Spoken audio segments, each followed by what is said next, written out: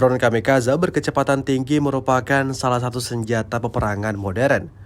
Sebuah video yang ramai beredar di media sosial Telegram pada Sabtu 4 Februari 2023 memperlihatkan saat operator drone FPV mendemonstrasikan kemampuan drone ini yang bermanuver dengan kecepatan tinggi di dalam gedung yang hancur.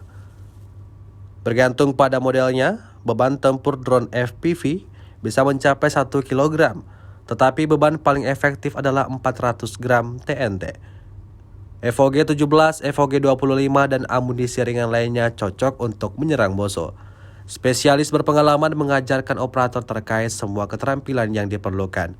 Memasuki hari ke-346, Rusia melaporkan secara total 382 pesawat Ukraina, 206 helikopter, 3008 kendaraan udara tak berawak, 403 sistem rudal anti pesawat dieliminir sejak awal operasi khusus. Sedangkan dari kubu Kiev, Kementerian Pertahanan Ukraina melaporkan 840 tentara Rusia dieliminir dalam 24 jam terakhir.